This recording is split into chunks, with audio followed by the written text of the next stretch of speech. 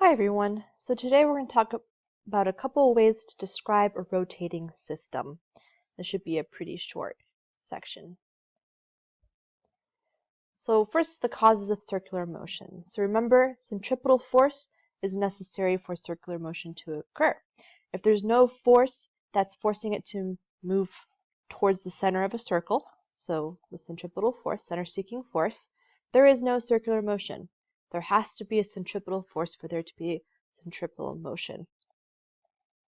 Another term I wanted to remind you guys is inertia. So remember we learned about inertia when we talked about Newton's laws.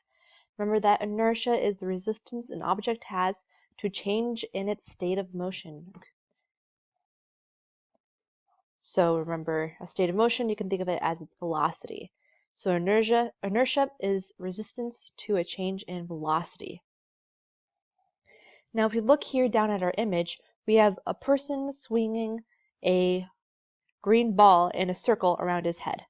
I guess it's not directly above his head, but up in the air. And it's moving in a horizontal circle. We see here that we have the centripetal force acting towards the center of the circle. This is a tension force because he's holding a rope. And our force is directed towards the center of the circle because it's the centripetal force. No matter where the ball is around the circle, the force is pointed towards his hand, towards the center of the circle. Remember that velocity, our tangential velocity, is tangent to the circle. So in this left image here, image A, we have the velocity pointing straight forward. Now, what would happen if the string broke? And we see this in image B here. Here the string breaks when the ball is directly behind him, and we see that the ball continues straight forward or straight tangent to the circle. This makes sense because of inertia. The ball at that exact moment, at this exact, I don't want to say top moment, but what's in the top of our B image here in our point of view, the velocity would be pointing straight to the left, right? Tangent to the circle, he's moving, this circle is moving, this ball is moving in a, is that clockwise? No, that's counterclockwise. Counterclockwise motion from our point of view, and the velocity is straight to the left. String breaks, there's no centripetal force anymore, there's no tension. No tension, no centripetal force, and so our ball goes straight. No reason for it to curve anymore. Now, you might be thinking of the example of which you're in a car, you're driving in your car, and you make a sharp turn, right?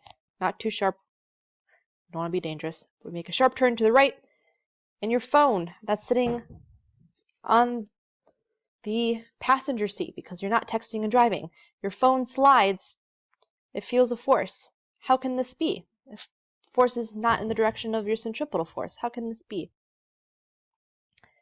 Well, some people call this phenomena the centrifugal force.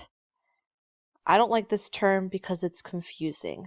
Neither does the book if you read the reading. It also does not like this term. Basically, if we're an observer, so we're observing the situation, observing you make the turn, this phenomena is not a force. Centrifugal force is not a thing in this situation. If you drew a free body diagram, you don't draw that force.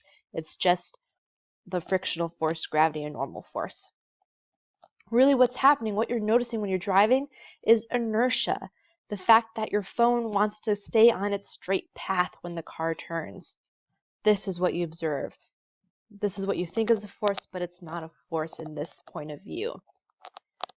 On a side note, centrifugal force, if you take the point of view of yourself or of the phone, so we change our point of view from observer to being that being the cell phone, then we are feeling a force, and this is what's known as a centrifugal force. It just gets confusing. So we're not going to worry about it. You're not going to be quizzed about it. When you explain what causes the phone to move, it's inertia. It's inertia. The phone wants to stay on its straight path, right? And this applies more than just a cell phone situation, right? You can think of any other examples you're dealing with this sliding force. Sliding force. What am I talking about? Don't worry about that.